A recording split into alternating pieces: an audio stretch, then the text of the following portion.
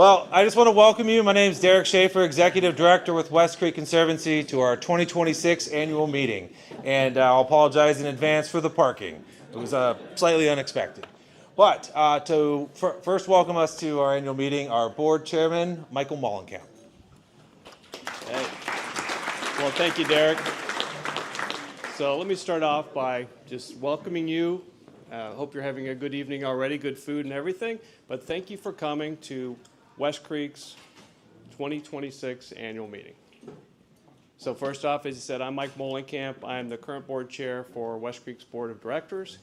And I just would like to say thank you very much, first off, just for coming and for your ongoing support of West Creek, because that support is what enables us to continue with our mission to protect, restore, and connect.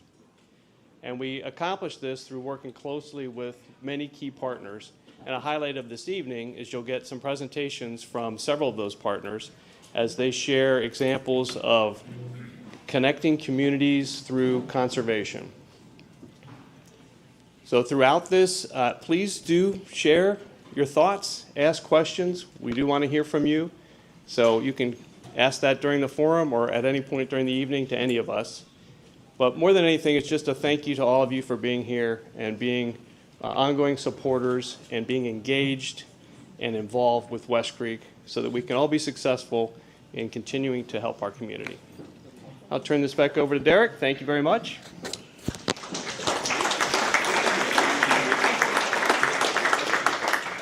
All right, thank you, Mike. And I do have to first extend a big thank you to Chieftain Trucking. So all the food and drinks are provided by Chieftain Trucking. They've become a big partner. So can I get a round of applause for Chieftain Trucking?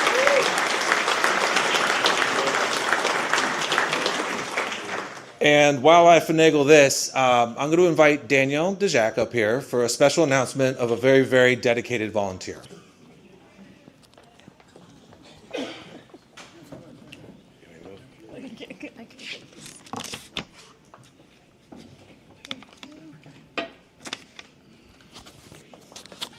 All right, tonight it's my pleasure to recognize someone who truly embodies what it means to be a Volunteer of the Year. Phil Kinson here is the kind of volunteer every organization hopes for, the one who shows up ready to work, ready to learn, and ready to help wherever help is needed. He never hesitates to roll up his sleeves and get his hands dirty at our nursery, but his contributions go far beyond the day-to-day work. One of the most meaningful ways he has supported our mission is through his dedication to seed collection for our tree propagation program. Because of his efforts, we are growing a wider variety of species and sourcing seeds from a broader range of collection sites. So that work directly strengthens the ecological resilience of the landscapes that we serve, and it's making a lasting impact on the diversity of trees that we can provide to our community. Phil is also incredibly generous with his time and his knowledge. He shares his experience freely with other volunteers and staff, always willing to answer questions, offer guidance, or lend an extra set of hands. He helps create an environment where people feel supported, capable, and excited to learn. And in true fashion, he has taken initiative in ways that move our work forward behind the scenes as well. He has spearheaded data collection efforts to better understand tree health and germination, helping us make smarter decisions and continuously improve our program. Perhaps what stands out most, though, is Phil's attitude. He is always ready, always willing, always able, and always smiling. His positivity is contagious, and his reliability gives all of us the confidence that the work will get done. Volunteers like him don't just support an organization, they strengthen it. They build community, they help turn big ideas into real, tangible outcomes. It is an honor to recognize his dedication, his leadership, and his commitment to our mission. So please join me in congratulating Phil Kinson, our 2025 Volunteer of the Year.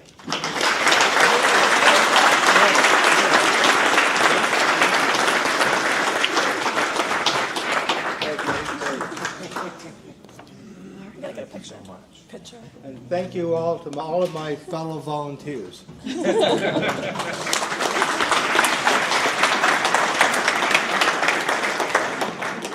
All right, and I'd be remiss to recognize a lot of other volunteers that are in the room. So if you met some of our small team members at registration, so if you are either West Creek staff or West Creek board member, please raise your hand. I'm not making you get up.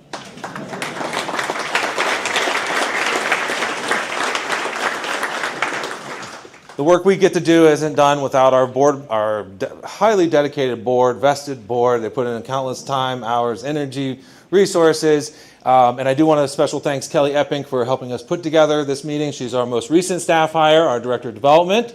So Kelly Epping, please welcome her to West Creek's team.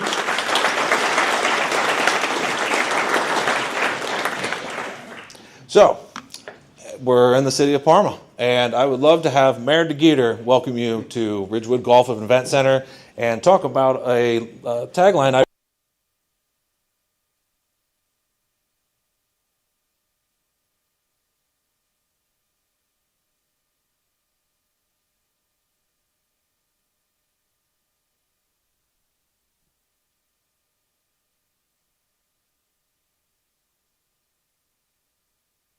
Or punishing the audience. So, It's me.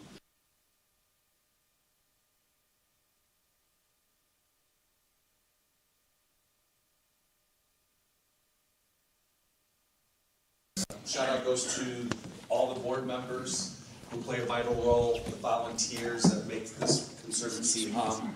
I do want to recognize three of our city council members that are joining us here tonight. Kelly Zacharias, Ward 4. They're all standing or sitting over in the corner. Cammie Schumann and Kevin Kuzma. A lot of K's in the house from the city of Parma. And again, welcome to Parma, Ohio's 7th largest city. And we're very proud to host this annual meeting here at our new event center. By a show of hands, how many, is this your first time in the facility? That's quite a few. So we hope to have you back as well. We have, this place was designed and built to generate revenue in every corner. So before you leave, just poke your head in what we call the Flamingo Pub. Take a look at their menu. This is for both golfers and non-golfers alike. This is a community gathering space. Beautiful patio, pavilion. So we want both non-golfers and golfers to take advantage of it as well. Parma is also celebrating its bicentennial this year, so we've had some exciting flamingo-centric events. I know you find that surprising. We kicked off our bicentennial year with a pierogi drop at New Year's Eve, kind of like Times Square. That was really successful. And we have events throughout the year for the bicentennial. Also want to recognize Mayor Kraus, who you'll hear from later.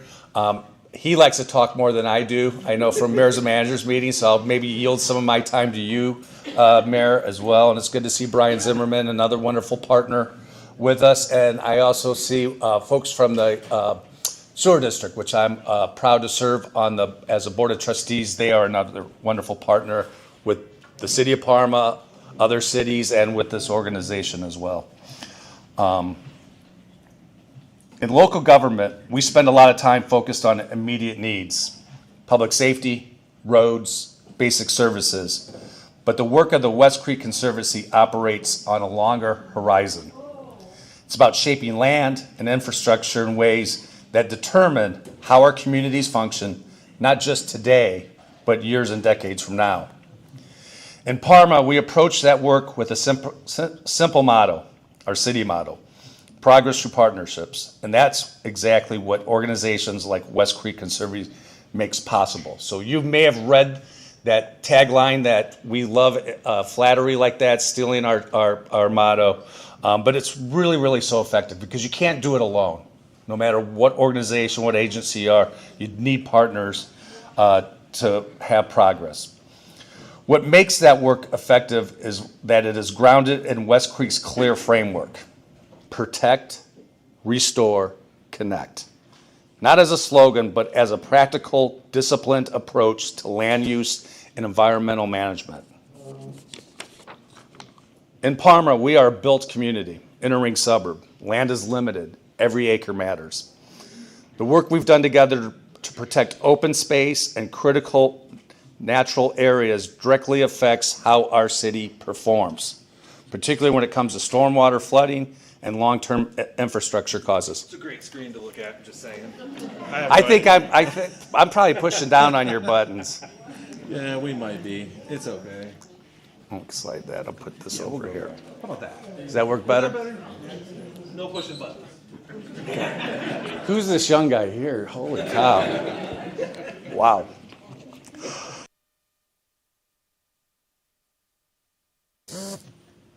The work we've done together to protect open space and critical natural areas directly affect how our city performs, particularly when it comes to stormwater flooding and long-term infrastructure costs. Protection is not abstract. It is about avoiding problems before they occur, making decisions today that reduce risk tomorrow. And that kind of work requires both foresight and partnership. Restore. Restoration is where that work becomes visible. In older communities like ours, much of the landscape has been altered over times. Restoration is how we improve those conditions in a way that is both functional and sustainable. One example of that is over on Pleasant Valley Road in partnership with the sewer district, the city, and West Creek. We are knocking down homes that were built in a floodplain. You've probably seen them right across Tri-C. I think it's over 20 plus purchases agreements that's been signed. So if you own those parcels now and wanted to build a house and come to the city to seek permits, you wouldn't be able to do so. Through our partnership with West Creek, other things have included stormwater management improvements that reduce localized flooding and improve water quality, expanding tree canopy across our neighborhoods, which directly impacts heat, air quality, and long-term environmental health, and then supporting seed collection and nursery programs so that what we plant today is sustainable and appropriate for the long term. This is detailed technical work, but it delivers real visible results. Connect. And that brings us to a major theme of tonight, connection. Connection starts with access, making sure people can reach and experience natural spaces through trails and preserved areas. But it goes further than that. It is about how people relate to those spaces, how they take ownership, how they participate, and how they see themselves as something part of a part of something larger. And it's about how communities work together, because none of this exists in isolations. Watersheds don't follow city boundaries. Environmental challenges don't stop at city lines. The ability to connect across those lines is what makes this model work across Parma and with our partner communities throughout the region, Metro Parks, Solon, neighboring communities. In Parma, our partnership with West Creek Conservancy is built into how we operate. It shows up real coordinated work across multiple areas. And to make that real, this is where the impact shows up. We've had areas in Parma where stormwater runoff and drainage issues were creating repeated problems for residents, flooding, standing water, and long-term strain on our infrastructure. Through our partnership, we've been able to approach these areas differently, using natural solutions alongside with traditional infrastructure. That means improving how water is absorbed and managed, restoring vegetation where it has been lost, and stabilizing those areas in ways that reduce ongoing problems. At the same time, those improvements don't just solve drainage issues, they improve the surrounding environment. They create greener spaces, support tree growth, and in some cases provide areas that residents can actually see and connect with. That is protect, restore, and connect. Not as a concept, but as something that proves how a neighborhood functions day to day. And that's the difference this partnership makes. This year also marks a significant milestone, the 20th anniversary of the West Creek Reservation. Having it here in Parma is something that we take real pride in, and it reflects what this partnership has been made possible over the past 2 decades. And on a personal note, and I think that picture of that young man up there in the group, as a new attorney, not even a young council person at the time, back in 1998, I was proud to help draft the initial ballot language, sitting around Dave Lenchek's kitchen room, dining room table over on Lincoln Avenue when I was a newly homeowner or new to be a homeowner on Tuxedo Avenue, a couple streets away. So for me, this is personal as well. In fact, on a side note, whenever my wife and I go hiking in West Creek, I always kid her and go, "Hey, I helped create this. I helped create this." She still laughs. For a city like Parma, that approach is essential. We don't have the ability to expand outward. We have to improve what we already have and do it in a way that's coordinated, efficient, and sustainable. That means making better use of limited land. It means integrating green infrastructure to existing systems, and it means relying on partners who bring both expertise and the ability to execute. And that's exactly what West Creek Conservancy, Derek, and small staff do. It's amazing to me in all the different communities, all the different projects. Sometimes I'll have to check myself for a second, which one is this? Which trailhead is this, Derek? What are you talking about? So unsolicited advice from the mayor to the board, do not lose him on this. This work also connects Parma to a broader regional effort, whether it is continued investment in the West Creek Reservation, expanded trail systems, or larger land preservation initiatives. These are efforts that extend well beyond any one single community. They demonstrate what is possible when there's alignment, not just in goals, but in action. And they reinforce the idea that strong communities are built through connection, not isolation. The challenges we face are not going away. The question is, how do we respond? The model represented here by West Creek, protecting, restoring, and connecting, provides a clear and effective answer. It's practical and it works. So tonight, I want to thank the West Creek Conservancy for your continued partnership and the work you are doing in Parma and across this region. I also want to recognize everyone here who supports that work, because of what you are doing is not just conservation, it is long-term planning, and it is an investment in the strength and the connectivity of our communities. Thank you, and again, welcome to Parma.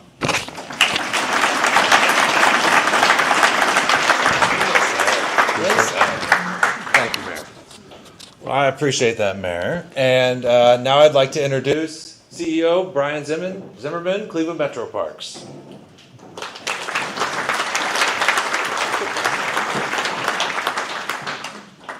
Thank you so much, Derek. It's a true pleasure to be here tonight. What an awesome space. Let's give the mayor and council a huge round of applause. This is an amazing asset to the community. Derek's going to keep me honest. I got to stay near the podium here, so it's going to be a little bit of a work in progress because I like to move around a lot. So the Metro Parks, when I think of coming here 16 years ago, which is hard to believe, one of the very first people I met was Dean DePiro, and I got to ride around in a black Bonneville, which was an old police car. It smelled like it as well, and got a tour. So probably within the first week of being here, the Board of Park Commissioners showed me how important this reservation is for this region. When you think of what this community has been able to put together, near 500 plus acres and many different parcels, quarter acre at a time, tenth of an acre at a time, is now part of 25,418 acres of Cleveland Metro Parks.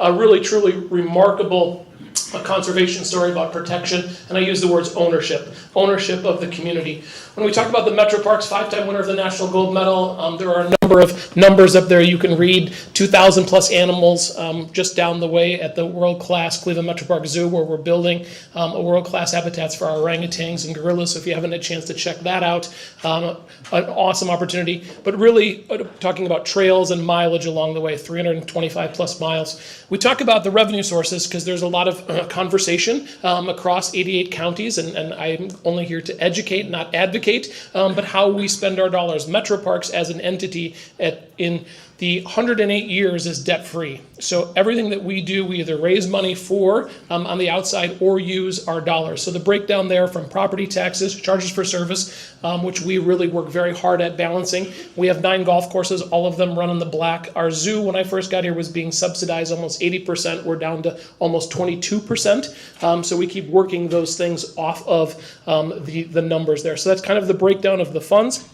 What's interesting, being here through the end of the first century of stewardship and carrying it through, the mayor used some of our words: conservation, connection, welcome, engage, sustain, and innovate. So those are really what we talk about. But the mission, when we talk about protecting nature, connecting communities, and inspiring conservation, connecting communities, I talk about whether you're 8 years old, 80 years old, you should have an 8-minute walk or ride to a high quality amenity. That's what we keep working on. So that's our goal. 25,418 acres, really broken down by the numbers there. There's lots of eye candy there, from acres acquired in previous years, reservations, communities, feet of streams that we protect. When you think of Rocky River, Chagrin River, Paul Pelagi, one of our partners here at Lake Metro Parks, the executive director, is with us. We've got Jen Greiser in the back, who helps take care of one of the things. Jake Kudra is here. So let's give our Metro Park staff and Paul a big round of applause. And I'm just going to keep rolling through. So other things that are going on through outdoor experiences, this is the Garfield Park area. So there's been a lot of conversation in other communities about a horseshoe dam in Cleveland Heights and other areas. We chose to restore this. This was a park that Cleveland Metro Parks took over in the late 80s from the city of Cleveland, and we were able to renovate that with a whole number of different sources. The building that you sit there is the third building. The last one was burned down during the Huff riot, so if anybody's around during that, and it's now back online. But lots of programs, lots of activities, lots of things we do. Summer concert series, things that we do all across the park district. Edgewater Live Light will be back this year. Euclid Beach will be around. We've got a whole number of other series kind of along the way. Volunteer services, April is Volunteer Services Month, so we get to celebrate our 7,000 plus volunteers, 135,000 volunteers. Some of them are here in the audience. Mark is one of them, and a whole host of others. We couldn't do what we do without you, and West Creek is an epicenter and a hub of our volunteers. Wallace Lake opened last year. When I got here, it looked like that 70s show. It looked like an old bunker for anybody that's been over in the Berea. You know exactly what it looked like. And it was very hard to see. That was one of the things that we wanted to get renovated. We want to bring it closer to the road. The amount of ice cream that we can sell out of there is pretty remarkable. But it's also an awesome, really touchdown space. And one of the things I found really interesting is when Baldwin Wallace is recruiting people from all over the country, the first place they take them is the Cleveland Metro Parks, and they take them over there. So it's a really awesome recruiting feature. The restoration, like I said, Garfield, work that we continue to do there, the bridges. That stone bridge there was WPA era work, and our teams took every stone off of it and relaid it just the way it was, because it was, after 100 plus years, it was starting to move. Moving into West Creek, the Greenway, May 20th is a big day here in Parma, and Derek and his entire team have to be commended. There's still more work to do. We've got more connections, more mayors to inspire along the way as well, but really a remarkable opportunity. Easter eggs, anybody know about Easter eggs, hidden little things that sometimes you find? Well, if you look on this, the company that built it, underneath the bridge there, that's actually the Leaf Man. So they actually made a form that looks like the Leaf Man, and it's actually holding the bridge up. So if you ever look around, that's a unique little Easter egg that the company did at no cost to us. Second century of stewardship, upcoming projects. Hinkley Lake Dam will be it's basically open. We refilled it. This was a tremendous project that we had to go through. Of all the things that we've done, we had to fund this 100% on our own. We could not find anybody that wanted to help us out with the dam project. We called it that often, but it's a really, really unique opportunity. It was said to last 100 years, and it lasted 95, and we were starting to run out of insurance opportunities. So flood control, East Branch of the Rocky River, a whole host of things, and we're doing some tree work, so you'll have amazing views of it. Seneca Golf Course, Broadview Heights, Brecksville, splits basically right down the middle, 455 acres, came in 2010. We've renovated 27 holes. We're now on the last, but Furnace Run, it's headwaters of multiple stream areas around the area. Solon to South Chagrin, I'm not going to steal Mayor Krause's thunder because he's kicked. I wanted to use an adjective that he's really done a very nice job over there, and it is an absolutely amazing thing. When you have mayoral support and you bring in project partners, it goes so much better, and Mayor Krause will get to highlight that. I do want to highlight Cuyahoga County Greenway Plan. It is truly remarkable. This region, and I've been all over the country, traveled all over the world. This is one of the only places that's mapped out near this much. Believe it or not, it's over 10 years old and it has to be refreshed. Jim Kostelik is in here. But the mapping of this is so uniquely important. Why? Because the then communities don't fight each other. They understand the pecking order by which funding comes from TLCI, which is Transportation for Livable Communities, CMAQ, Congestion Mitigation, Air Quality. So everybody kind of gets in line to be able to move around. We're still waiting for 19.5 from the federal administration. So if anybody knows Marino and Houston, feel free to call them and ask for funds. It's actually committed. We just have to get the contract fully funded to connect Booth Avenue, about 70,000 plus residents. Euclid Creek Greenway, we continue to plow one of the original 9 reservations north to the lake. That is a truly remarkable project. Beautiful viewscapes. You can kind of see the uniqueness of it. Oh, did I go through it too fast? Boop, back. The little red part is what I want to highlight. There's a railroad and a freeway through there. So, and the Nottingham Water Treatment Facility, which has Homeland Security implications. That is truly awesome to fight with them about building a trail. But we will persevere, so the original 9 will then connect to the lake, which I think is exactly what the residents are looking for. Mandel Community Trail, really an awesome opportunity to connect all the way from the Rock Hall. $15 million was raised, no outside, no Metro Parks funds were used, but we'll have a lighted trail the entire way. Old Lorraine, anybody live over in the Old Lorraine area? I've heard lots of people that have skinned knees and fallen on their bike with golf clubs and got run down the hill, but we're actually building a trail for the very first time. It's amazing when a hospital wants something, they're willing to help. When they don't want something, they can kind of be obstinate along the way. They needed something, so we got some help from Cleveland Clinic and Community West, but we are being able to build a trail all the way down to Little Met Golf Course, which will be awesome. We bought a boat.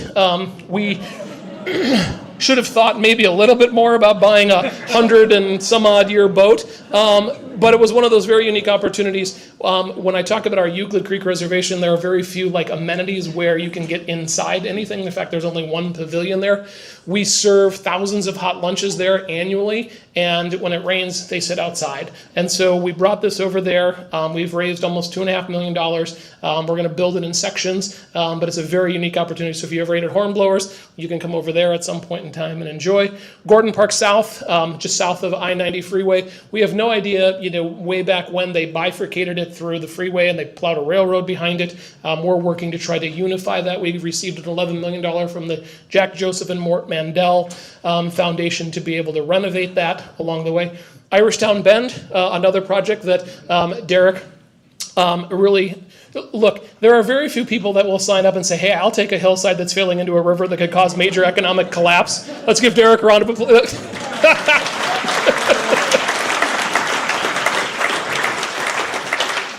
I can tell you if that did not happen, it would not have happened exactly the way it did. So without the fortitude of this group, this institution, and you talk about progress through partnerships, you got to take a leap of faith sometime. The reality is this thing is coming online. This has been talked about for many, many years. We will talk about this in the future as one of the greatest American urban parks, to and include the fact that we got an outdoor recreation legacy, $10.5 million from the federal government. They believe in what's happening here. The Mandel Foundation, Cleveland Cliffs, a whole host of others. You name the alphabet of groups, ODOT, City, Cleveland, everybody's involved in this wonderful project, and it will be truly remarkable for this community. Cleveland Harbor Eastern Embayment Resilience Center, cheers. Norm. Now this is just here in Cleveland. Norm, nobody knows Norm? Maybe we need to go to the bar. We should serve more beer here. This project is the Cheers project, and this is a BHAG, Big Hairy Audacious Goal. So if we think of Lower Edgewater almost 100 years ago, that was fill from the dredge out of the Cuyahoga River. And so this project here, it will have, and I'll be brief, an interim greening plan, basically that little loop where the old energy site was, right in the middle where the warm water would come out. That's going to be an interim greening plan. Why? Because the federal government does not want fish and freezing to happen. As the winds come and the water goes up over I-90, they want to be able to clean that up. And so that will be the interim greening plan. The Army Corps is finally starting to move in our direction as of last Friday. They're seeing it our way, which is just wonderful that actually happened along our wonderful lakefront. Petrogust Parker Community Sailing Center, this will be online by Memorial Day. We raised $16 million of outside funds to be able to bring this to this community. We talk about being a great American waterfront city without some of the amenities. All things point to Lake Erie. So this project here is truly a remarkable opportunity to connect. It's open for the community. There'll be sailing lessons. There's a west campus on this. This is a view from the lake here. There'll be an upper deck on it. There's classrooms inside of it, a restaurant, a full service fuel and dock station. This is the west campus. This is where all the classes will go out of as well. So we fundraise almost 85% of this particular project. Not to be outdone, just down the street, Primate Forest, we're undergoing a $78 million renovation of the rainforest. A truly remarkable opportunity to connect with community. Again, I want to thank you all for the time here in Parma, Derek, his entire group, the Streetscapes, Ridgewood, Connections, Camelot, you name it, you guys are doing it here in this community. Thank you so much for having me tonight. Enjoy.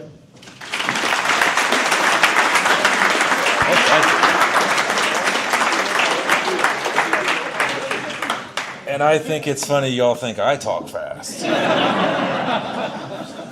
So thank you, Brian. Greatly appreciate the kind words as always. And our next Metro Park, Paul Pelagi, Lake Metro Parks.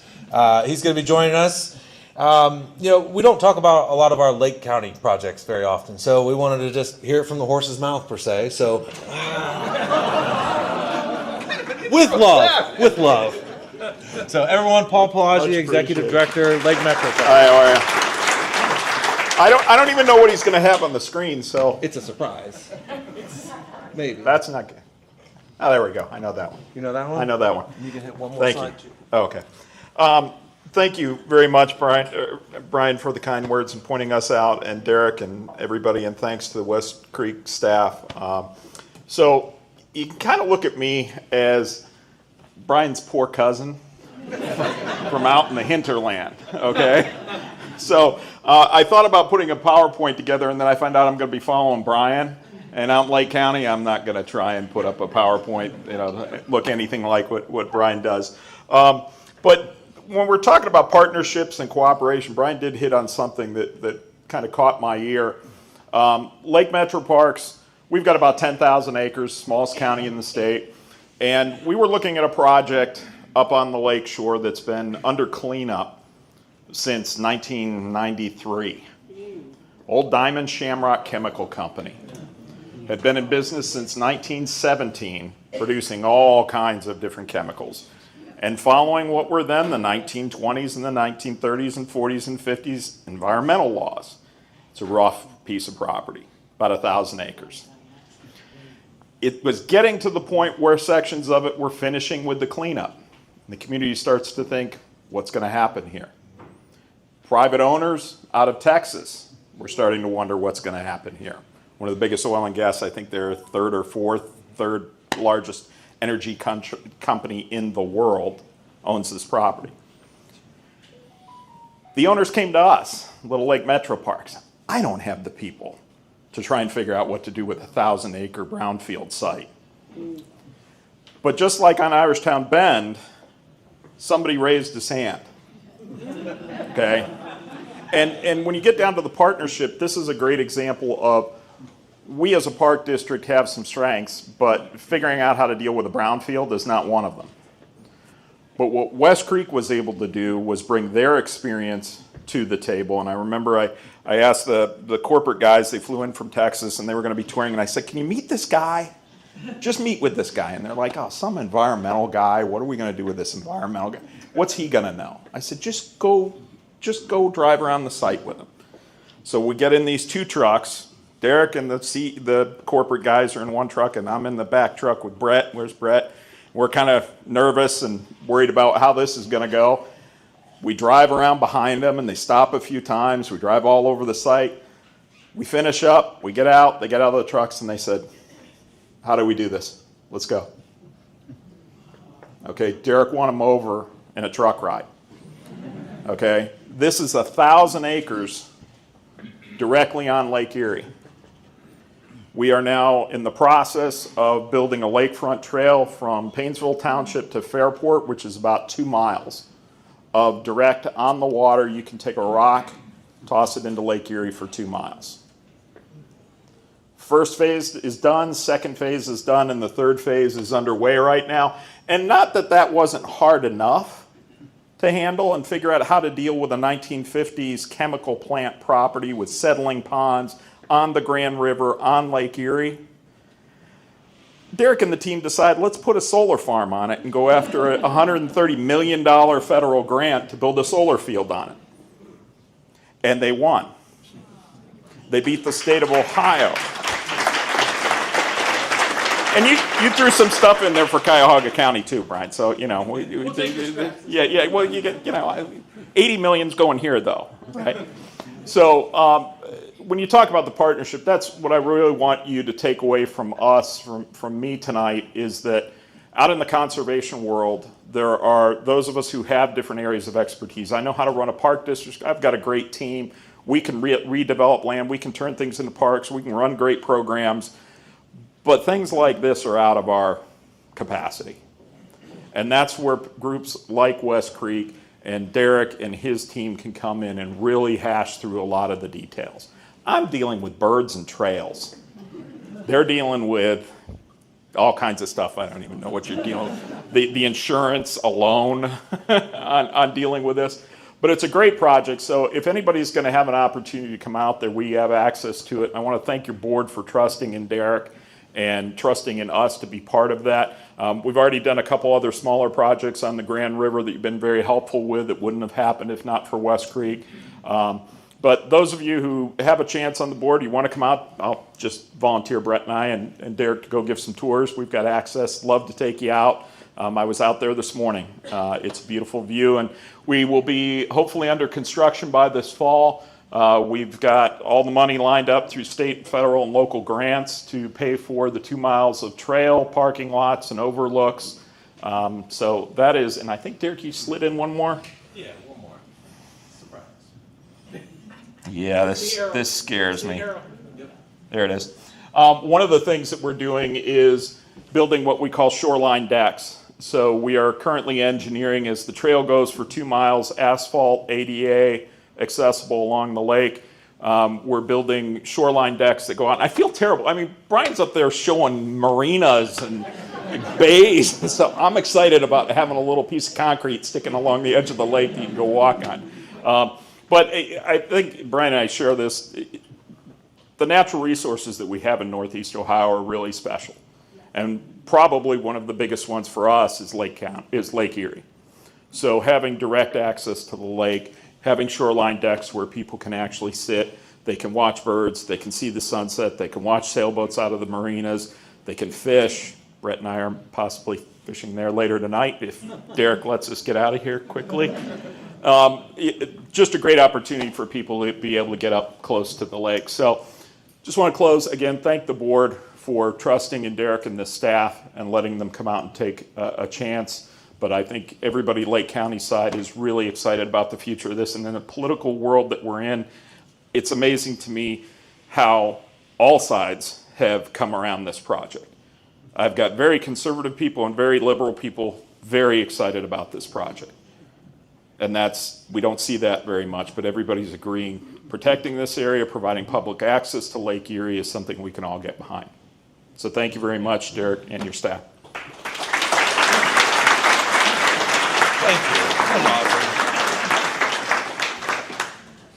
Paul, we never told the board about this site, so no, we're all good. No, I appreciate that. And it is one of those sites that we at West Creek, we need to be a convener. We need to bring around the right resources, the right partnerships, the right people, because it's not just conservation, it's not just recreation, it's not just restoration, it's not just economic development, and it's not just cleaning up a dirty site. It is a hybrid approach of protecting, restoring, and connecting while doing we often use the word reclaiming as well. But it can't just be reclaimed for birds, bees, butterflies. So there has to be some other economic impact, and what better use than a conservancy getting involved in a 135-acre solar field.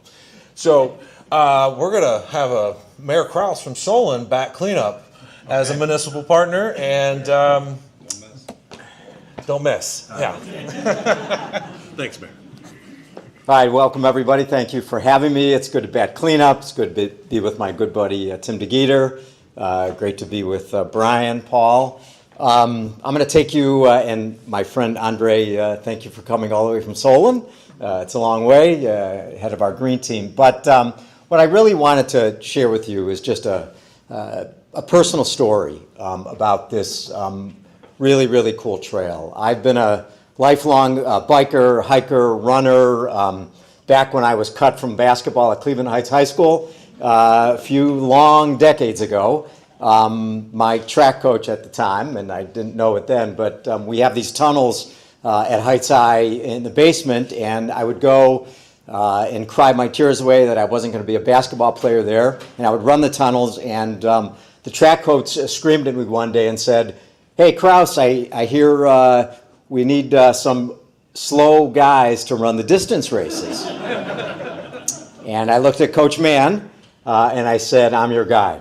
And that's been decades and decades of passion of really running and hiking and biking. My wife always says when I'm in a bad mood and something's going on in the house, "Eddie, just go take a run." And because she knows that I'll be a changed person. So when I became mayor in late 2017, I'm a map guy, and so I started looking at our maps. And one of the things that struck me was, as cities, and Tim could probably talk about this as well, what we've always done as cities, and it really bothered me a lot when I got on city council and then when I became mayor, all of our planning really went into planning for cars and for traffic. Every ounce of energy, our engineers, our planners, our staffers, everyone talked about cars and traffic. All of our resources, all of our infrastructure fund went into cars and traffic. And I came to the conclusion early on as mayor that if all you're going to plan for and budget for is cars and traffic, what the heck do you think you're going to get? You're going to get cars and traffic. I said, why don't we change the way we plan our community? At least in Solon, why don't we decide that we can plan for people and we can plan for places? And so I took a look at an old map when I first became mayor, and I looked at some of these old rail lines. And first off, I had this stupid idea, and I said to my assistant, who would ever be against this? You know, converting a old rail line and making it a walking trail. Well, it became a little prophetic because I spent years and years and years working with residents that are on the trail to make sure that they were okay with it. And so one trail we had, which was fairly easy because we bought it in the 1990s. And we bought it and it became the Solon Chagrin Falls Trail. And I guess you're talking about partnerships tonight. So thank you to Brian Zimmerman and the Cleveland Metro Parks, because now that beautiful trail is built and connecting Solon to Chagrin Falls. It's if I take you to the east side, it's the Chagrin Valley. It's a beautiful area stretching from Solon to Chagrin Falls. Lots of streams and beautiful areas, because what was happening was people from Solon were riding their bikes on Solon Road, and a lot of conflicts with vehicles. I'm not going to take my pants off, but I do have a scar here from a car accident I got into a few years ago, and it really changed my mindset that if we're going to really make a difference, we got to get people off of the the roads.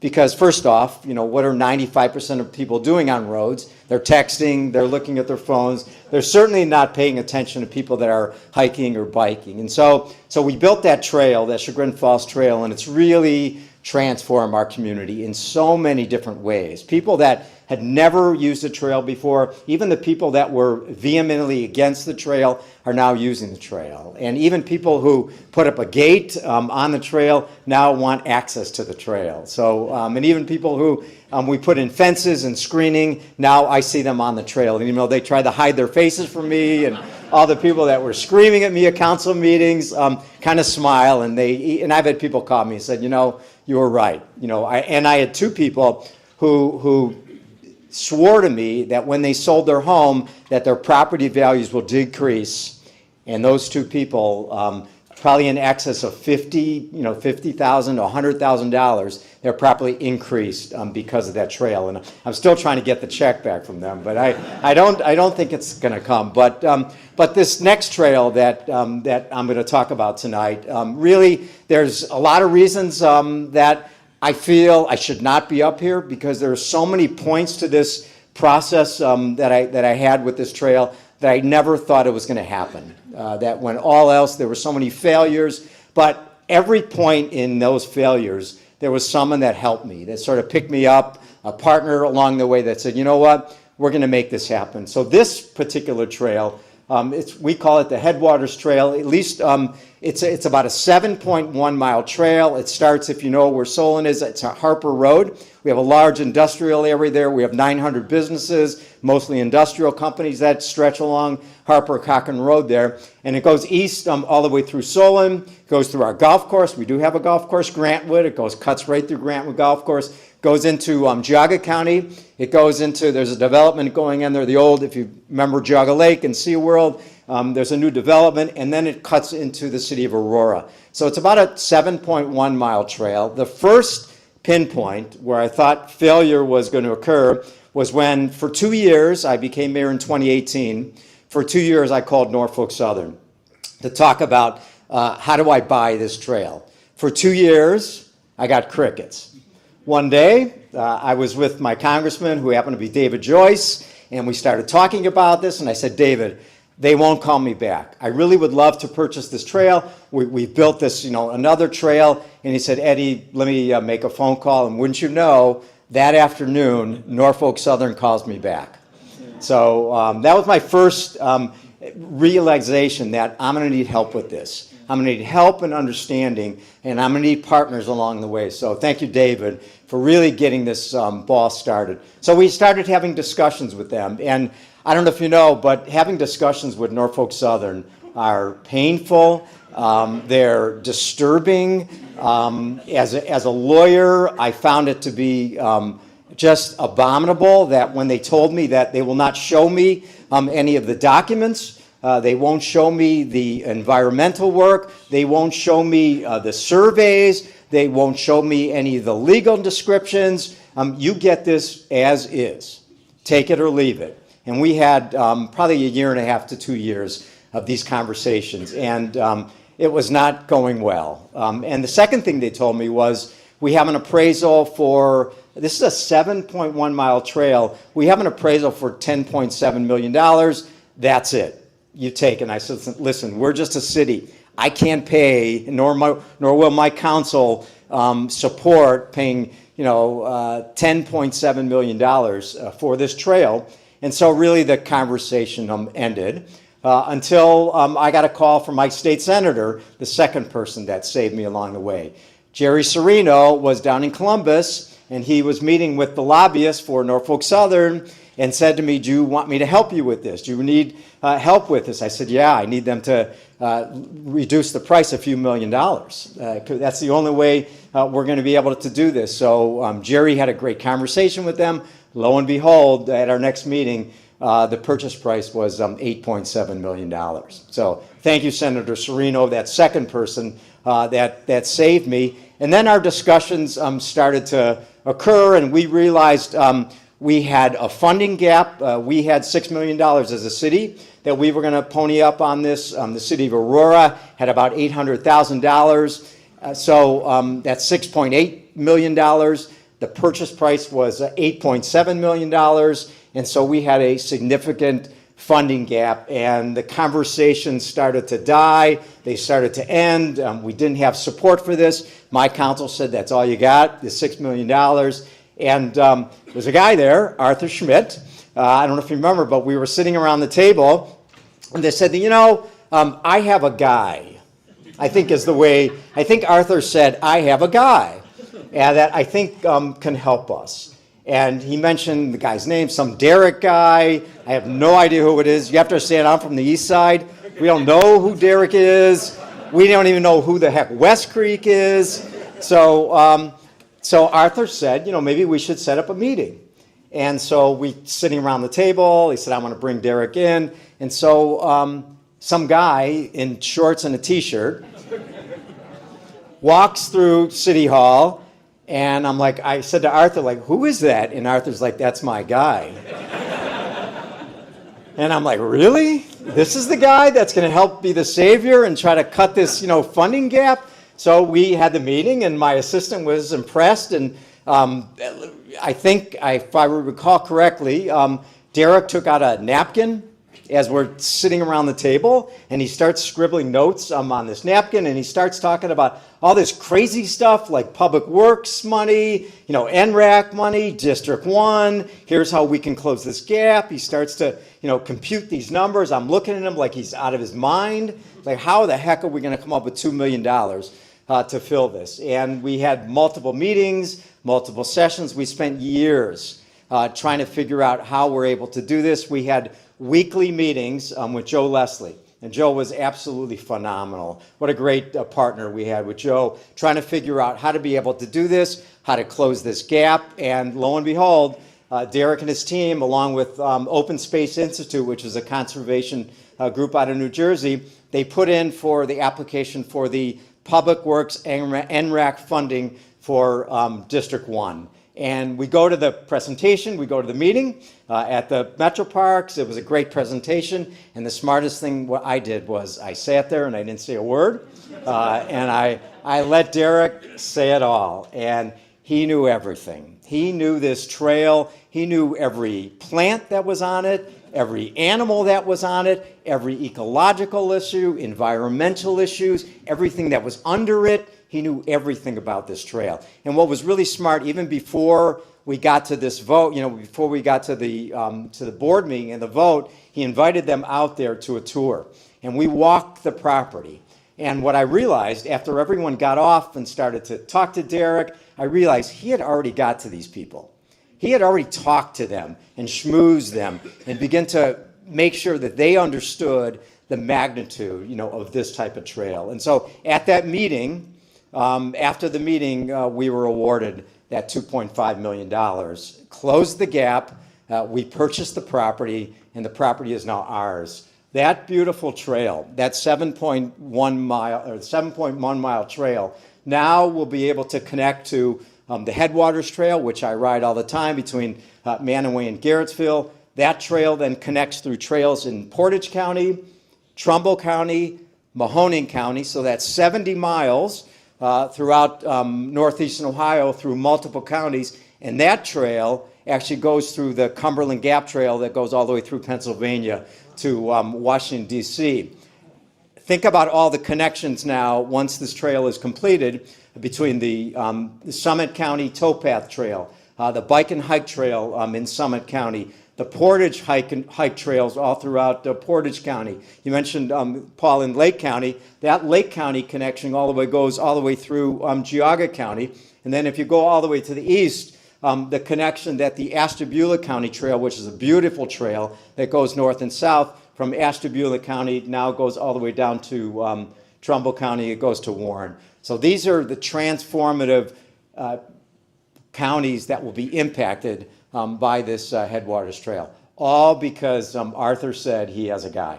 So if you don't realize the impact that West Creek and Derek, even with his shorts and T-shirt and napkins, you don't realize the impact that that's going to have, because what this is, it's about 4 million people of northeastern Ohio that will be better off, because now this will directly affect the quality of life for all of those peoples, that live in that county. And for us in our community, it keeps people in our community. It keeps people together. It gets young people, off the street. Instead of riding on a street, they'll be riding on a trail. It makes sure that our senior population, instead of being home, isolated, in their homes, depressed, they can be out on a trail, and they'd be friends and neighbors to be able to get together. It's an economic development driver. We've already talked to people who are interested in coffee shops or ice cream shops or microbreweries that they'll be able to build along the trail. The impact to property values is going to be tremendous. Increasing, people now want to live, near these trails. And what we'll end up doing is make a connection between the Chagrin Falls Trail, which is already built. We'll make that connection to this Headwaters Trail.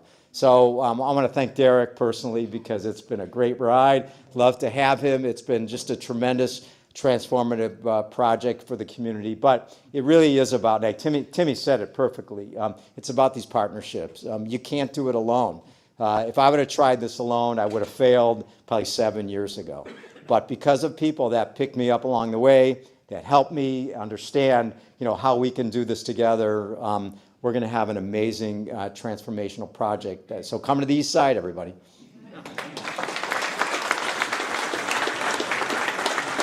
Thank you, Mayor. Yes, I don't take all my notes on napkins, but that's a fair story to tell. So it's hard to follow these four gentlemen. I mean, West Creek's but a piece of the puzzle in so many efforts across now 16 counties in Northeast Ohio. South past Mansfield, even Columbiana County, west to Sandusky, east to the Pymatuming, and Mayor actually hit on it. There's a piece of the Pymatuming Greenway that we're actually helping on that'll help connect through Dover, Lenox, and Andover townships. So I'm going to kind of throw up I'll back clean up. That's kind of an odd noise, but I'll back clean up here and give you a little highlight. But I wanted our audience and everybody to gather here to hear how West Creek's a piece of the puzzle in so many counties throughout Northeast Ohio. And I do want to also highlight the fact that 16 counties, we had footprints of projects in 10 counties last year, a little over 1,000 acres, but that was also 39 conservation projects. We're a handful of staff at the organization, but we did 39 conservation acquisitions in 1 year while having active 13 restoration projects across 6 counties, 2 trail projects, and that little thing we call Irishtown Bend kind of sitting in the background, which is my favorite. I get it. It's just taking some time. So I do want to thank, I'd be remiss, I know I recognize the staff, but if anyone has questions on Diamond Shamrock, Brett Rodstrom, please, him first. He knows that site in and out over in Lake County. Joe Leslie has been a crucial part of bringing Solon to its head, to the headwaters, no pun intended. Danielle and Kara running Creekside Collaborative Partners, everything volunteerism, property and land management. And then we have our accounting department called Donnie. It's Dawn and Danny. They're truly the backbone of the organization. And then you have David Saja, who's running everything stormwater, green infrastructure, and our watershed services across our service area. So just to kind of give you a basis of what everybody does in the organization, aside from the 93 volunteer events that we had over the last year, and that was equated to about 1,600 hours and over $100,000 of volunteer time. So we don't do it alone. And yes, I called out these folks and had them raise their hand earlier. But just so you know their faces, if you want to catch them after the meeting, that's our board of directors as of right now. And if you didn't see them, and none of these pictures are old at all of our staff, so you can find them in the room. And Steve Baker, he's the other gentleman that is newer to the organization, but he has brought Creekside Field Kitchen as a fusion of synergy with West Creek and getting boots on the ground, education, outreach, whether it's programming in the field, on site, mobile, in schools, out of school, and actually bringing a curriculum-based programming to West Creek Conservancy. So I do have to highlight this because, we did take a leap of faith, as Brian said. I did stand on the side of a cataclysmic hillside with partners that say, could you help with this?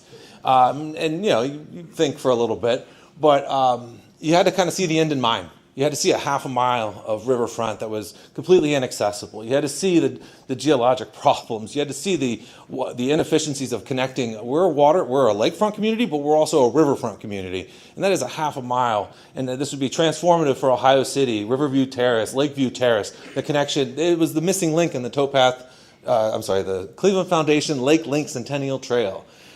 So it's quite a mouthful, but this site is the epitome of everything that West Creek does. It starts with land domain, control, acquisition, moves into reclamation and restoration, and then it's the park activation. And similar to Brian, I can't name the logo soup. There are probably 50 different partners and 50 different funding sources, but I do suggest you take a look at irishtownbendpark.org. That's probably the best place to find the full list of information about this project. And it was probably 5 years ago, I sat on a rooftop with Sam McNulty from Market Garden Brewery, and we cheersed a progress pint watching the first building being demolished. And that's when I realized that's an interesting point in my life, when we're sitting on a roof watching the first demolition happen. But that was the first show of progress on Irishtown Bend. Acquisition was kind of low key, but watching those buildings get removed on top of the hillside, making way for stabilization, making way for a park, it was a good momentous moment. And we all like the really pretty pictures of Irishtown Bend, and I do too. But actually, the riverfront picture here, this was taken by the contractor Gettle, and Osborne Engineering. It was one of my favorite pictures because as landowner, it showed the last bulkhead being installed on the hillside. So the cataclysmic scenario was a little less in my mind at that point. So this was 2,500 feet of stabilization along a major riverfront, and it was brought to fruition. I mean, the Port Authority, let's be honest, was a huge driving factor. This wasn't a park project in the beginning. It was stabilize, stabilize, stabilize, stabilize. And the park is on the back end, and it's going to be truly transformative. But that installation of the bulkhead, I do have to highlight that because that's not a normal thing for a conservancy to get involved in, but this is a reactivation of a degraded site. Speaking of another fun degraded site, I seem to take a fair amount of leaps of faith. This is the former Haydite mine in the city of Independence. It's about 100 acres. It sits within the congressional boundary, but it's not part of the national park and needed a tremendous amount of reclamation and restoration. And those little bombs you see on the top right with the cannon next to it, that's actually the old kiln on the site that rotated and would sift and sort and heat the shale into Haydite. And the stream on the bottom right, that's the first time it saw daylight in 150 years. It was shoved underground when the mine was created, and we actually daylighted about 1,100 feet of a stream that hadn't seen sunshine in a very long time. And the body of water on the bottom left, that's the pit. It's filling up with a very oddly precarious turquoise water. It's just the reflection of shale. There's nothing wrong with it. But this site has taken us 6 years to restore at this point.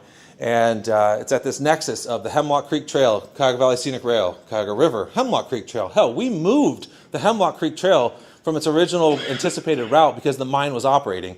And then fortuitously, 1 year later, we take over the mine. We didn't have to move the trail, but we did.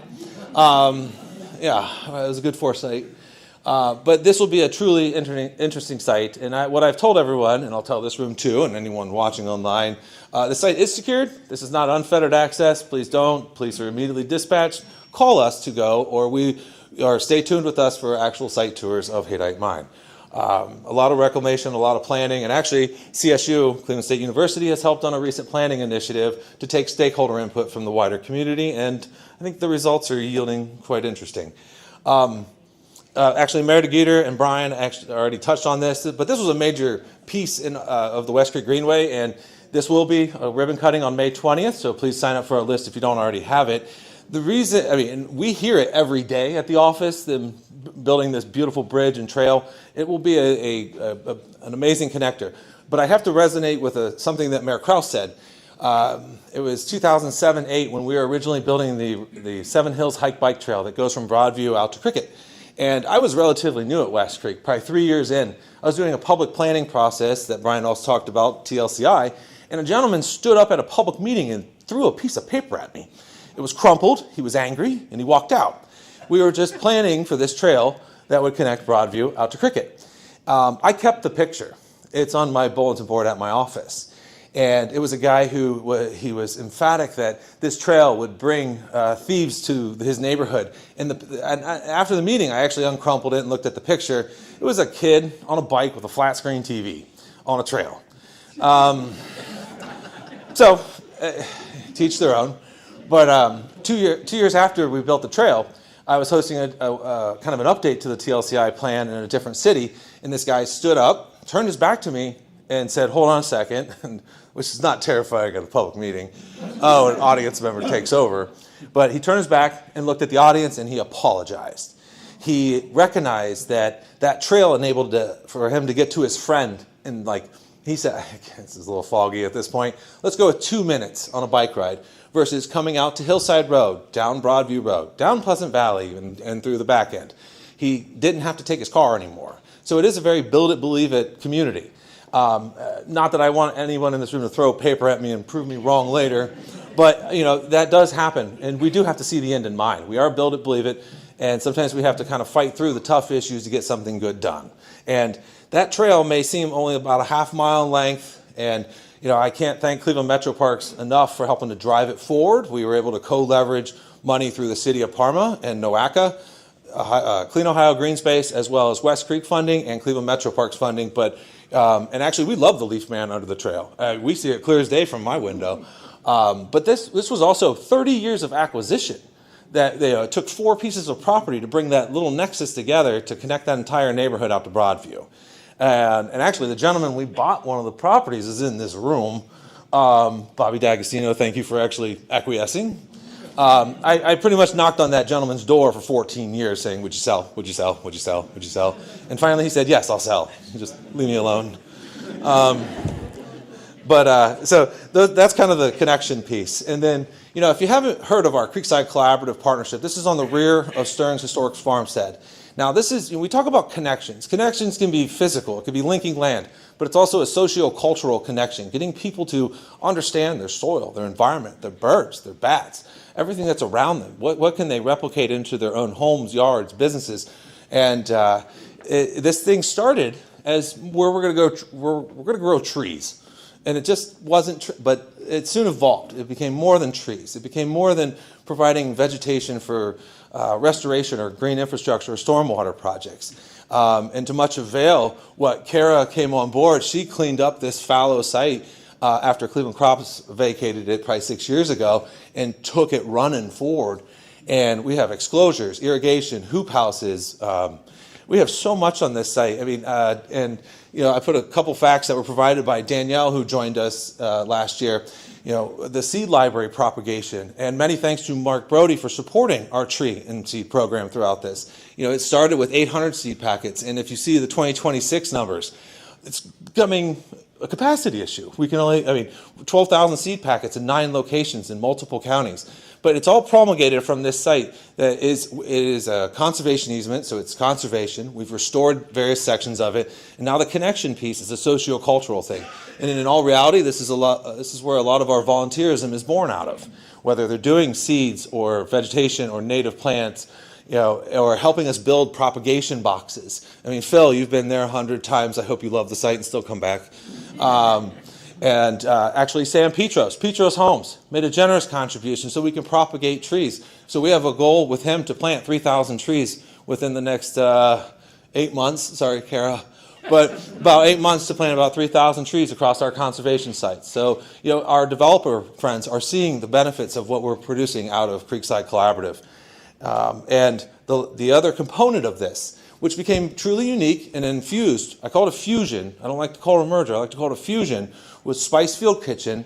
It's now referred to as Creekside Field Kitchen. So it's a culinary exploration that, you can grow your food, but what do you do with it after? And this is STEM-based programming. It's mobile, and I alluded to it before. It's mobile programming. It's school programming. It's at Urban Collaborative, Cleveland Squash. And I apologize, Steve, I don't know all the names of the schools yet, but by the numbers, it's an amazing program that literally gets kids to experience nature, but also the food, the bounty from it. And I was sold on the fact one day when I was out there, and Steve's doing a programming, but then the kids got involved with cleaning seeds that Danielle and Kara were doing. And then the guys volunteering, building our propagation boxes, got fed by Steve and cooking with these kids. So having this, socio-cultural connection has really embedded the stewardship component of West Creek through this Creekside Collaborative property. And by wait, Steve, did I take out the numbers? So there's the numbers. It's in 5 school districts, Parma City School District being one of the largest. 850 programs. And I'd also be remiss to say the James M. Cox Foundation recently announced a large award to West Creek to actually move that programming forward for 4,500 students this year. Is that correct? 4,500 students. So we're 10 people going to handle 4,500 kids. So volunteerism we could use more of. So please see Steve for that. Now, if you ask our accounting department, Dawn and Danny, this is the worst project in their history, because of the puzzle that Brett Rodstrom put together over in Thompson Township. This is the Thompson Ledges, Geauga County. Brett, correct me if I'm wrong, it's the northernmost outcropping of this sandstone feature, correct? All right. And it's truly unique. So if you haven't been to this, also see Brett. He'll know the details. But this was an assemblage of 5 different properties, one of which we had to go out on a limb and pre-acquire with the pure faith, again, kind of taking that leap that will connect the end of the alphabet to the beginning of the park. And it came to fruition this year. Again, it drove our accounting department nuts because nothing matched. Nothing made sense. It was acquiring and consolidating, then conveying, and But that's kind of the complex transactions we get to do. But it culminated in 117 acres, and as of a couple months ago, we have another 50-ish acre, 60-ish acre property under contract that will complete the bookend in Thompson Township.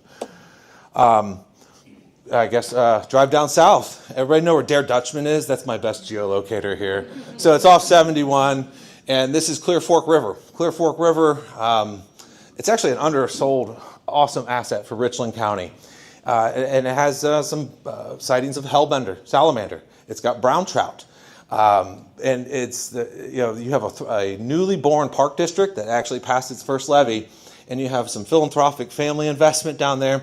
And we were brought in to help figure out a puzzle that involved multiple owners, multiple funding sources, but how to leverage each other. And it ended up being about where we were originally just talking about preserving an initial maybe 40-ish acres. I kind of did, honestly, Mayor, I took a napkin again and wrote out what we could do. And I was looked upon funny, but it culminated in over 100 acres of acquisition, 3 miles of the Clear Fork River, and we're going to be constructing about 1 mile of trail coming this year. And there's a lot of resonance in Richland County with the Clear Fork. It is the main source of drinking water for Mansfield. So where in some communities it is about green space and just preservation or recreational assets or access to waterways, the biggest resonating factor I got down here was our drinking water. That's what they cared about.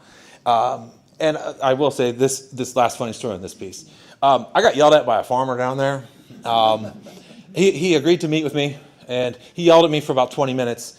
And he thought I was the government, so there was a lot of confusion. But he stopped me after I said the words brown trout. And I said, well, yes, sir, your creek, your stream has brown trout. And he goes, well, if I sell it to you, can I still fish? I went, yeah, sure. And he goes, and he stuck out his hand and he shook my hand. And I was actually more scared at that moment than signing a contract with him, because I felt like his handshake was going to be stronger than a contract. But it ended up culminating in a truly unique project where we actually created a much larger relationship with us in Richland County Park District. And just to give you a sense of a restoration project, we didn't go up in a helicopter and throw things out and bomb a field. That's a hummock and hollow complex. This is an edge of forest wetland system, and actually Stevie from Meadville Land Services, Kevin from Biohabitats are in the room. They helped design and implement this project. This is what we call oxbow wetlands, and it's I love the photography because it gives us a totally different viewpoint on these restorations. Because we can see a farm field under construction, we can see us creating new wetlands in the middle of a field, we can see us moving a stream around, but it just gave us a little bit of a different optic on it. Mill Creek, there's about 18 Mill Creeks in Ohio. So this is not Mill Creek, Cuyahoga County. This is Mill Creek, Lake County. And again, I'm going to have to lean on Brett a little bit more on this one for doing another weird puzzle. But it was a partnership with Lake County Soil and Water Conservation District and some private landowners where, again, West Creek was kind of a convener to help piece together private and somewhat protected and somewhat unprotected land and create one giant corridor. And I think Kara and crew, whoever walked this property, never want to go back because we'll just call it topographically challenging. I heard it was the hike from hell, but it is actually a gorgeous property. And it's just one of it's a large acreage, but it was a beautiful natural resource asset in Lake County. This kind of go back down to Richland County. This is a former Boy Scout camp. And the reason I wanted to put this in there, it happened at the very tail end of 2025, but it popped up on the market. I called Joe in our office. He knew the realtor. Let's go. Let's take a leap of faith. It's 110 acres right on the precipice of the Clear Fork Reservoir. Sure, it has 20 buildings. We'll be fine. Because, former Palmerdale campus went so well for us. So let's do it. Oh, there's a tenant. Great. We're fine. But Mansfield, the city of Mansfield, was hell-bent on protecting drinking water. So they quickly and easily got involved. And the site was right adjacent to the Ohio Bird Sanctuary, another nonprofit organization who owned about 100 acres in the middle. And I'd always suggest you go there. It's a beautiful place. But this was an opportunity where West Creek literally pounced on something that was on the market, got a risk-free due diligence under contract, co-leveraged funding between 3 different partners. And my first time in my 20 years, when I called a township in a rural county, they were 100% supportive right off the bat because it was all drinking water. So if you're watching what's happening with data centers or large AI centers, drinking water is becoming a bigger concern. Yes, we love our birds, bees, butterflies, wildlife, habitat, and trails, but more and more are we experiencing as an organization people highly, highly focused on drinking water to the point where projects are becoming more difficult to do in certain areas if they're not drinking water focused. Grand River, Talcott Creek, cold water tributary to the Grand, was a relationship with the Sidley family, and 114 acres, also in Thompson Township, kind of near the corner of where that Thompson Ledges project was. I called this one a magic out of the hat project because we had zero money. Brett calls, says, hey, we got it under contract, let's go. And it's in a county where we're not going to get certain types of funding. So we call around as fast as we can, and actually we got 4 funders on the phone at the exact same time to agree to draw proverbial lines in the sand of where the federal money could go, where the state money could go, where the other state money could go. So we divided it in sections on how to preserve it, restore it, and make it accessible. And forthcoming in 26, 27, this will be one of our signature preserves that opens up in Thompson Township. And the lovely pictures up there of folks volunteering are from First Energy. Actually, I don't need to talk about this because Paul from Lake Metro Parks already talked about it. It's a beautiful site on the Grand River, referred to as the Gall property. We took some folks down there, and literally you could queue up the bald eagle every single time. Yellow Creek Headwaters, this is Medina County, Granger Township. If you're familiar with Route 18, it's a really small road in Medina County. I think it's 18 lanes now. There was an opportunity to preserve 200 acres behind where Meyer was going on Route 18. And a gentleman approached the Park District, Nate Epping at Medina County Parks. Nate calls us and says, this is probably going to be a $4 million project. How do we do it? And Joe and we walk the site and we're like, yeah, we're in. We're fine. Let's do it. This gentleman bought the property to see it preserved, which we found interesting. He actually put down his own $4 million to preserve the property. He just wanted to make it back.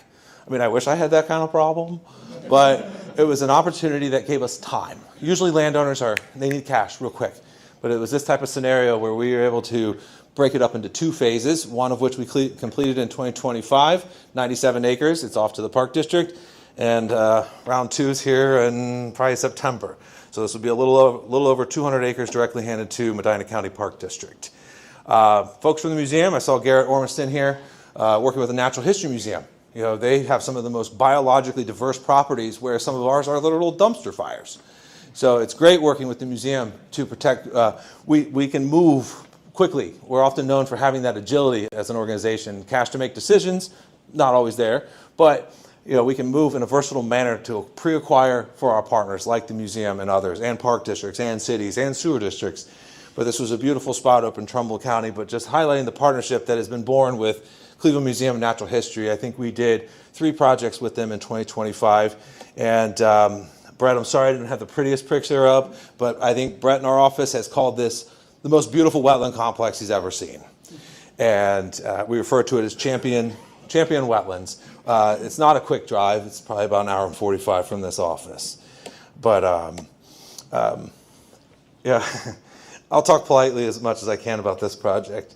A gentleman listed a property, literally an in-hold in the Grand River Wildlife Preserve. And Brett, is it 10,000 acres, the wildlife? I think it's 10,000. 10,000. So 235 might not sound huge, but it was like a donut hole right in the middle of the preserve. Gentleman listed on the market. I think it was on a Friday. And Joe in our office works his wizardry. We have it under contract on a Monday. Did we have any idea where $1.4 million would come from? Nope. But it was too good of an opportunity to pass up. So then we start calling our state partners. And apparently our state partners had been working on it, and they were surprised that what they were, quote, working on was on the market. But we were able to work with Ohio Department of Natural Resources H2 Ohio Rivers Program and the Division of Wildlife. And this is where West Creek, again, I talk about projects like this because we're often so much of a convener because we can bring in certain funds. I mean, every park district, every city, every metro park, they all have tools in their toolkit, and sometimes we can just act quick and with a little faith. But we were able to bring in the right types of state and federal money to preserve this 235 and directly convey it to Division of Wildlife, so it's now perpetually protected. But this was such a quick deal, and it had to bring the right partners to the right time this was not an easy project. But I like this type because it just showed how we're strategic, but we're also opportunistically strategic. When something good pops, go with it, just like a failing hillside. I can't really say where this property is, but I wanted to at least highlight that we've been working with Summit Metro Parks quite a bit too. And this is a beautiful 85-acre property. It's not going to be open for the public yet. There's a lot of planning and restoration to be done. Again, something that was listed for too high of a value. So Joe and Brett and team work out the restoration, the acquisition. And this last month, we actually got it directly to Summit Metro Parks. If you ever heard of the old Heritage Tree Farm, it's a portion of that property right off 303 toward Peninsula. It's a beautiful site. And I mean, some of it look a little horror filmish, but that was a great project to get done. It kind of newly defined within the organization is what we call our partnership preserves. These are properties that we may have acquired for somebody else, and we own them, but somebody else manages them. Zachalon River Landing, that bottom right picture, it's a small 3.5-acre piece on the upper part of the shipping channel, just like right below. Like if you're driving over 490 going toward the Opportunity Corridor, it's literally right below it. Actually, it was owned by Rockefeller at one point, which is not scary. But with our partners at Spartan Alumni Rowing Association, who wanted to activate the site for water trail access, crew access, education access, we were a partner that could help pre-acquire, leverage some acquisition funding on the back end while kind of dovetailing it with cleanup money, restoration money, and public access improvement money. And yes, Mayor, we had to work with the railroad here too, super fun. But this is there was a little, it's a Saturday Night Live term, but strategery on this property. It's an access point on the river. Now, there had been 26 partners up and down the 93 miles of the Cuyahoga working toward Cuyahoga River Water Trail designation. And the bottom 7 miles, there was it was kind of left out of the first part. But the Zachalon River Landing actually helped obtain the National Trail designation because of Zachalon River Landing. So sometimes you got to pick the spots that make the most sense on the map to make the bigger plan work. And that's one of our partnership preserves because we're 10 people. We're not running a crew facility for a college and outreach, but they've activated the site. We just own it and we help leverage key resources. If anyone drives down West Pleasant Valley, right between Ames and Ridge, we lease a space to an organization called the Footpath Foundation, another 501c3 nonprofit whose sole mission is to engage folks. Engage kids in nature-based education, nature-based play, nature-based experience. And if you've never looked them up, look up Footpath Foundation. See the testimonials from these kids. And one day, Mary, the director, called and said, "I need a place to put my headquarters." And I said, "Well, we have a house, and we're going to knock it down if no one uses it." So we were able to work with the city of Parma, and thank you, Councilman Schuman, for helping. It's a unique, and this was a really commingled relationship because we were working on acquisitions for stormwater in partnership with the sewer district. But then we started to add on conservation land that would make sense for the Big Creek Greenway plan, for the Big Creek Balanced Growth plan. But then we were looking at, okay, now we need larger areas for restoration. So in 2020, we were all told to stay away from each other, right? It was like March or April. I went door to door in Pleasant Valley and knocked on doors. Getting people to sell their houses. And 6 in a row, and Footpath Foundation now sits on that 20 acres and runs their programming out of it. It's awesome. And the last one I'll talk about is Dusty Goldenrod over in Highland Heights. It's a 37-acre preserve. It borders the Highland Heights Community Park. But Friends of Yucca Creek has been a crucial part of managing the site for invasive species, vegetation, public access. And so, protect, restore, connect. We can't do it by ourselves, as each of these 4 gentlemen said. We're a piece of the puzzle, or a tool in the toolbox, however you want to look at it. But West Creek's often a convener. And being able to play this role in 16 counties and I guess it's Northeast Ohio at this point, if Mansfield's Northeast Ohio, but our role doesn't have a template. Our role doesn't have a prescribed what does West Creek do in this part. You know, we're brought in to help, whether it is making notes on a cocktail napkin and figuring out a funding gap, or stormwater acquisitions, or tenth of an acre to add to West Creek Reservation. But I will say, each and every one of us are 10 staff. That's the biggest we've ever been. We're proud to celebrate 20 years of West Creek Reservation being what it is. Our board is the largest it's ever been at 18. Our volunteer base is the largest. Our volunteer hours are the largest it's ever been. There's a bit on the deck for 2026, including a solar field and trails and some additional acquisitions. So I just want to say thank you to everybody for coming. I want to thank these four gentlemen for coming out sparing their nights. I know they're busy guys, so I appreciate even their blitz 20 minutes of talking about how we're partners with each other. So thank you all for coming, and I hope you become a member, supporter, volunteer, come back again. Up a Creek is coming around the corner, so I hope you can join us for a party because it's a little bit different than this one. Thank you so much.